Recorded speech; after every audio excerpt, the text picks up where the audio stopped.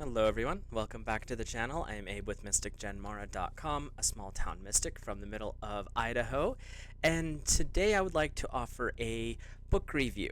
And I have already done one book by this particular author, and I highly recommend, I'll link the previous review in the description, checking that one out as like a part 1, and this one can be seen as a part 2. The author's name is Peter Patton, and the book is called Enchantment, the Witch's Art of Manipulation Through Gesture, Gaze, and Glamour. It's really hard to read.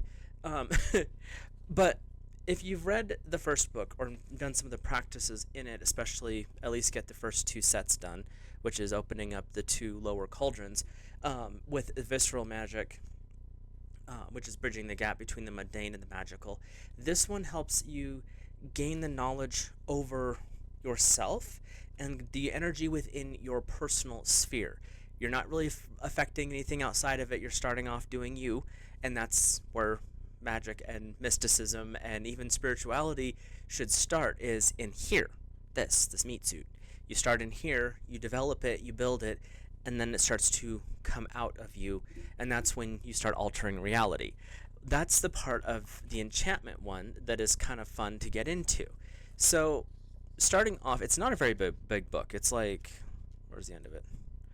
125, 126 pages. It's super quick read.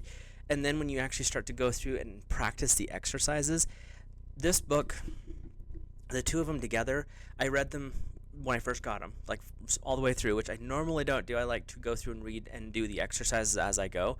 Read them both through first, figured out which one to start with, and so I started with visceral, and I did all of the exercises, including the last one, which I was in the midst of a great deal of work at the time, so when that one came, it was kind of the next logical step.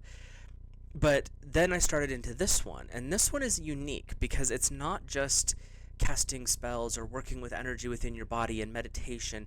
This is actually starting to create the change in the world around you. And it's done through the capital W, the spiritual aspect of will. So I like the fact that he does this in both of these books. You start off with the introduction, and he actually breaks down very clearly over the course of, I think, 4 pages here. Yeah, 4 pages, what it means to be ethical when we're working with adjusting energy and we're involving other people in it. Because ethics, morals, integrity, this is a core of spiritual practice. And I don't care what practice you're following, whether it's Wicca, whether it's Druidism, whether it's Christianity, Judaism, Kabbalah. You pick, there is a core of ethics within it. You don't do things to harm other people. That's kind of a basic philosophy. I did an entire video talking about the Wiccan Rede, and that's part of what that is there's no harming of other people. That includes yourself, but there is a defense clause. So if you're having to defend yourself over actual threats, and that's where the first book with visceral magic, you start to understand what other people's energies are affecting yours. You're not working with theirs yet, you're working with yours, but you're starting to understand what it means to be in those situations. And to be completely honest with you, you'll hear people talk about, oh, I was under spiritual attack. 95% of the time they made that up themselves because they were under some kind of shadow work that they weren't processing. And that's people that I've dealt with over the years. They've claimed this stuff, and then the more you get to talking to them and you start watching what's going on, especially when you become more sensitive to energy, the more you realize they're actually creating their own version of hell because they think, because, oh, I follow alternative religion, that they're under attack because of it. And it's like, girl, that's not the case. So he goes through and describes a lot of that, talks about how when we're working with energy, there is absolute truth, there's absolute falsehood, and then there's this layer in between of different layers of gray. Talks about how you're not the type of person who would do harm to another person, but if that person was harming your children, suddenly you become He-Man or She-Ra and you're going to take that person out. There are ethics to that because you're defending someone else at that point. So those are some of those key aspects. Again, there is always a balance to things because we live in a very balancing energy world.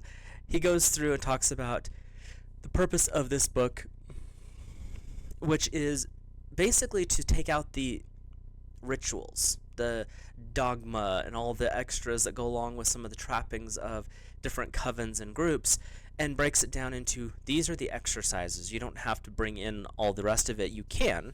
That's 100% your choice, but that's not really necessary to start with. As you go down the road, you'll incorporate that on your own, because when you start to work with energy and you really start to tap into this, you realize how broad the universe really is and how there's a source of everything. But that's not just one way to work with it. So, and that's kind of, he alludes to that. He doesn't really influence the writing, thankfully, but he does allude to there's a lot more there.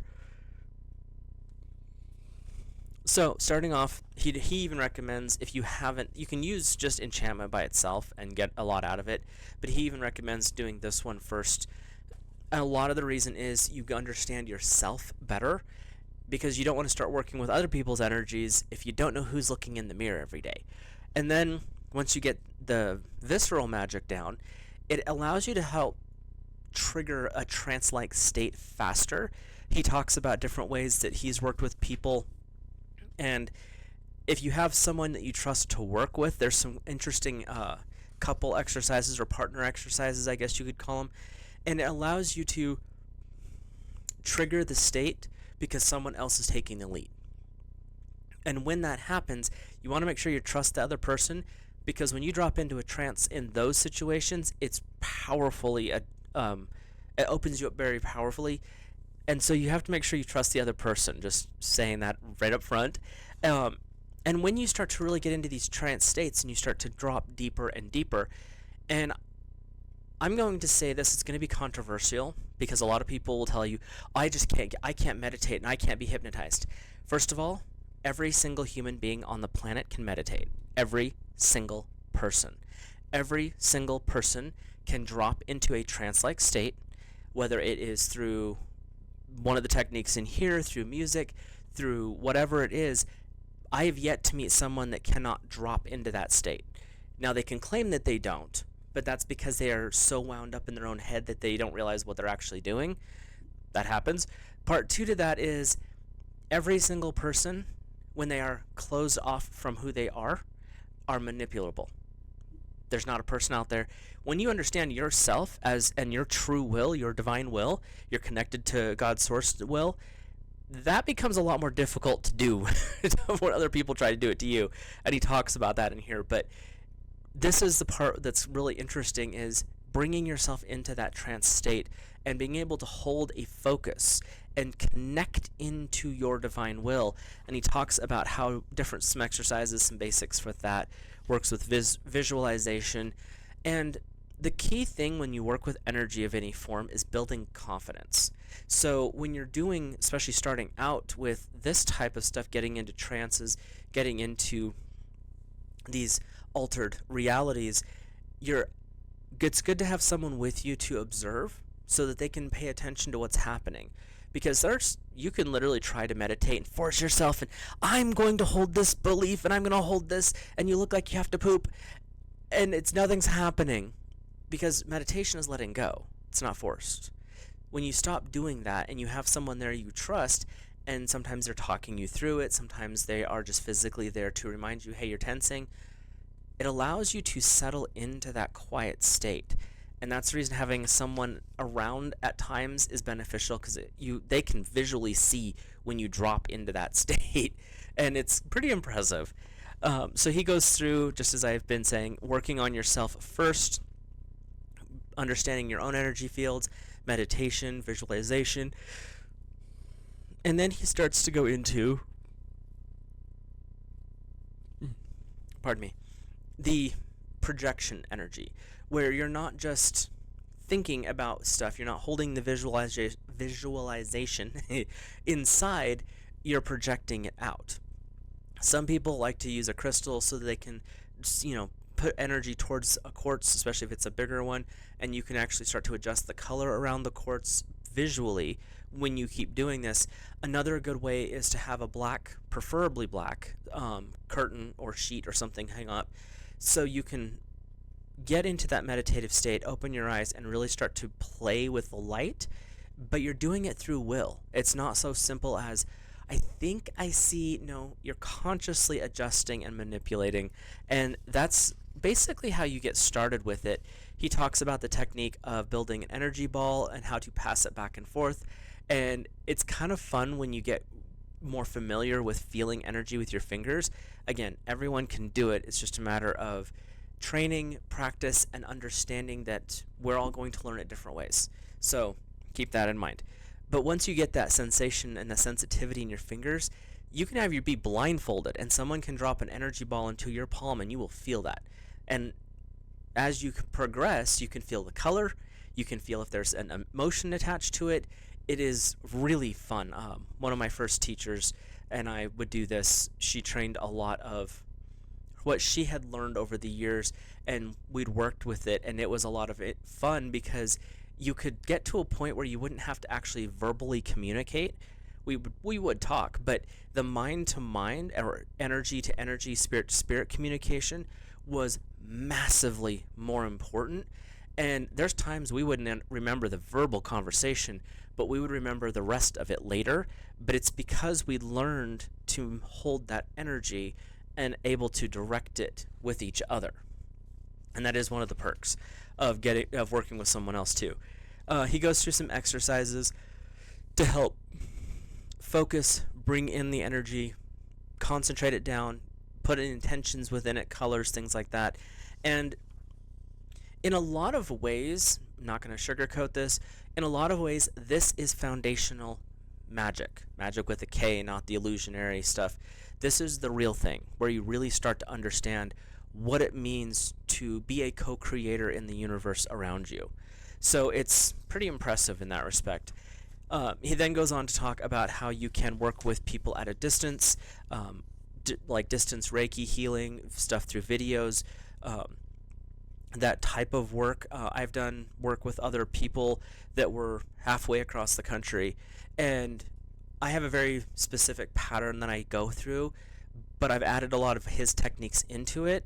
And it's interesting because I can complete and wrap up the ritual on my side, and the person will call and be like, "Did you just do that?"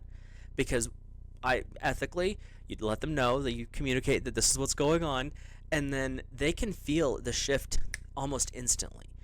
And that's the thing, is when you start to realize time and space mean nothing, literally, when we work with this kind of energy. So you really start to tap into that. He gives some exercises for bringing your consciousness into a single point. And one of the exercises is on page 66 of this version, and it is talking about 1-point concentration using a quartz crystal.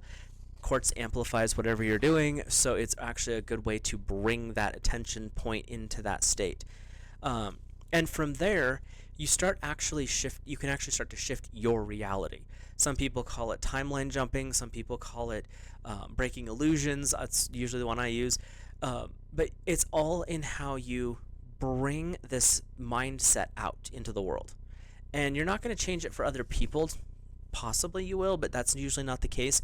You're shifting your reality because ethically, you work here first. So then we get into direct manipulation through touch. This is chapter or page 77. He doesn't number his chapters. This one is a little more tricky because this is where you are interacting with another person. Directing energy across a room when you can see the person, not the easiest things. Directing energy through a touch on the shoulder is a whole different world. And so he talks about bringing yourself into a trance-like state voluntarily, but not a deep one, kind of that visceral level where you're not deep, but you're shifted for sure. And that allows you to bring your energy out.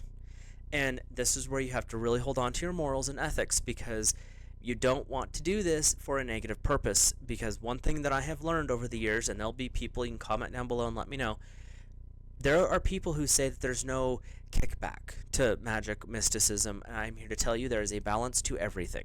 You do something unethical, you do something borderline immoral, whatever you want to call it, that goes against your conscience, it's going to kick back on you every single time. So that's where you have to make sure what you're doing is following that code of conduct for yourself. And he emphasizes that off and on through the book. but that's personal experience. I'm also letting you know.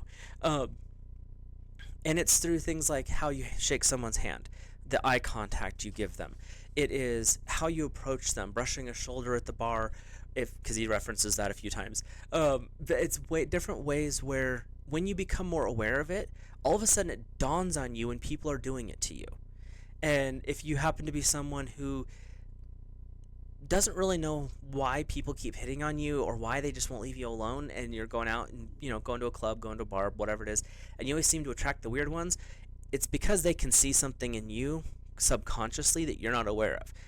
When you start to work through some of these exercises, you become aware of that and you're like, oh heck no, then you can flip that switch, and then those people are no longer drawn to you, and if they are, you can catch it before they get within proximity and you can escape said situation. So it's actually pretty cool when you start to look at it from that perspective, because everything is some form of energy and it swirls around us all the time. This book, in my opinion, helps you understand a little bit more of the personal interaction with that. So then you get through images through touch, which is you're holding an image in your mind, and this is one of those fun exercises you can do with somebody else. You're holding an image, they touch your hand or you touch their hand, and see if they can pick up what you're projecting to them. And so it's things, and it's not simple. It is a process, and it will be exhausting the first few times because you're using, we'll call them muscles, that you haven't used before. So when you start to actually consciously use them, it can drain a little bit because you're forcing it a lot more. Once you become more familiar, that communication opens up and it's way easier. Then there is manipulation through gesture. The exercises during this part are pretty fun because you're working with a partner is the first way to do it. They're blindfolded. So then you use your hands to manipulate their energy. You pull them forward, you push them back, but you're not physically touching them. You are touching them. You're pushing. And it's helping, if you understand Reiki or an energy healing modality where you're doing hands-off work, you're going to notice there's a similar feel to this, because you can literally get someone to sway with hand movements, and they can be looking at your hands or not. It's what you're doing with it. At my day job today, I actually had that conversation with somebody because they weren't sure how to respond in a certain situation. It's like, no, you just pull yourself up, and this is how you act, and this is where you do what you do with your hands. And they're like, that can't work. And I was like, oh yeah, and I approached, and this person that I was talking to is a coworker friend. I wasn't being aggressive with her, but the energy shift that I did, she stepped back, and she was like, wait, what? I was like, that's what I'm talking about, is if you know how to do it and how to approach, people are going to give you the space you need. And that's part of what you're learning, is not just how to work with other people, but how to keep yourself out of situations too. So there's a lot of ways to look at this stuff. And then you get into kind of the puppet master thing, where you're the one that kind of can adjust other people around, and it's a kind of fun. When you first try it, do stuff with, like, have that person put a napkin down on the counter for no reason, and like you're at a restaurant, and you'll start noticing that this one particular waitress that you're focusing on, or waiter, they'll walk through and they'll just put this napkin down, they'll keep going, and then they'll pause. Then this almost always happens. They'll pause and they'll look back at why they put that they'll have no idea why they did it, and then they'll continue on with their journey, still confused as to why that napkin's there, because you're not hurting anything, you're not doing any damage, but it's proving to you that this is possible. That's where you're taking the mind and bringing it into manifestation. And then you get into talks about the evil eye in his book, manipulating people through looks or gaze. You've heard hypnotists and the really intense, what's the word I'm looking for? Charisma. There we go. Charismatic people. Well, they look at you and they just have this intensity in their eyes, and you suddenly will do whatever they want. That's part of this energy manipulation. Some people are born with a really natural version of that. Others can train it up, but it's something that you can, by gazing at somebody, you can get someone's attention. And I've done that at restaurants before, when you need to get the waiter or the waitress's attention, and they've got their back to you because they're punching in someone else's order or whatever. And if you gaze at them and send the energy out, you don't have to physically do anything else. All of a sudden, you can see them kind of like twitch up, and they'll look behind you, and then you can catch their attention and be like, need something. And it's little things like that that as you practice some of these exercises, it becomes more second nature, which is going back to the first book he did, Visceral Magic, where when we become fully aware of what we are spiritual beings. The physical world then becomes a playground. And you can have a lot of fun, again, harm ye none, doing stuff like that where you're not hurting anything, you're just trying to manipulate reality to make things a little bit easier for the moment. Again, as long as you're not hurting other people, the kickback doesn't really kick in. If you're doing stuff to be harmful, it will get you, just saying. And then he goes through a period of the spoken word, direct manipulation through groups or crowds, which that's another one those charismatic leaders were really good at. They'll get up there and they'll pound their fists and they'll preach to the heavens and they'll shake things in this, and if you don't believe me, even if you don't understand German, there's a certain person from a certain war, the second one, watch his speeches. You don't have to agree with anything, and honestly, just listen to him. Watch how he acts. Watch how he moves. The charisma, that ability to manipulate a crowd. The crowds would go wild for this man. And he was evil. Obviously, it kicked back on him. But it's that charisma. Jim Jones is another prime example. Very negative aspect of that. But then you've got the modern day version, which is a little questionable, but like Joel Osteen, and you've got some of these mega church pastors, highly charismatic people. They're using techniques that are in here, although heaven forbid they ever say that they are using magic or witchcraft, but that's what they're doing. And they're doing it for not always the greatest reasons. So that's where you keep your ethics and morals in place. Life can be enjoyable when you start really getting into that, just because it's fun and you're not hurting anyone, and it's more just like, oh wow, we really are spiritual beings that we're working on a frequency that people are blocked off from. The last section I wanted to just bring to your attention in here is, he's got a little bit more after this, but this one's fun, is page 107. It's the Glammour section. This is where, instead of breaking other people's illusions, you create your own. And you can literally become anyone else. And you can change things where people's perceptions of you are completely different from what's really going on. Quick anecdote. I had a job years ago in forestry. And one of the people there, he was a law enforcement officer. And everyone talked about him like he was this 6 foot tall, burly, big, buff dude. When he walked, the ground shook like Paul Bunyan and all this stuff.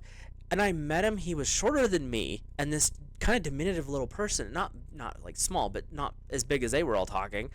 And when I first met him, I had to laugh because this was not who I thought this was going to be. And he kind of looked at me funny, like, why are you laughing? And then I told him what everyone talks, and he's like, well, that's what they need to see. And it didn't click at the time because I hadn't gotten through a lot of this work, and I was still very young in my spiritual path.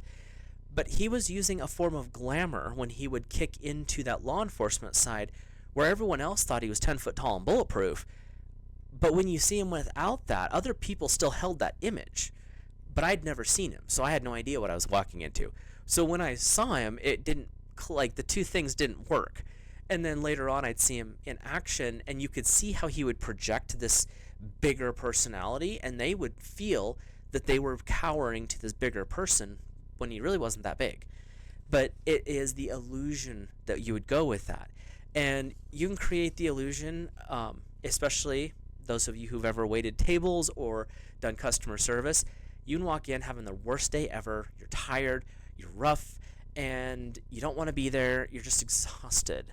But you can snap on that face and you can do the thing, and that's a glamour because you're projecting something completely different to the customer. And they don't realize that you might be having a complete meltdown inside, but they don't get to see that because you have other things going on. And so you're working with these glamours sometimes without even realizing it. And then you start getting into protecting yourself, which a lot of this type of work, your protection comes from foreknowledge. The more you know, the less likely it is that someone's going to be able to do this to you. So you're working with that. You can even get into working with patron deities, and working with different angels, and you can start to understand the energies when you start to pray with them or talk to them or call them in. You start to feel different energy fields, and that's another aspect of this. So in reality, these two books together are like an amazing training opportunity for really anyone. But this one in particular, if you're once you get the internal world more mapped out, this is how you start to work with the outside world. So I highly recommend both of these books. They're worth the read, if nothing else. The pictures are a little goofy in it. I didn't show any of those just because of I'll let you explore on your own. But they do describe and do kind of show with some of the old school graphics how these energies work and how they feel. It's a rather interesting experience when you start going through it. If you've already read the first book or you're aware of Peter Patton's work, let me know in the comments down below, because I'm curious to hear what other people's opinions are of these. I know how I feel about them, and I've went through them a couple of times now, because there's always something different when you go through them a second or a third or a fourth time. You pick up something a little bit more unique each time, because you have moved into a different realm, a different spiritual growth period, so you're getting a deeper level of information every time you go through them. So I'm curious to hear what you guys have to say. With that, I will let you guys go. If you're new here, hit that subscribe button, drop a like on the video, and comment. Let me know your thoughts, feelings, and impressions, and I will see you in the next video.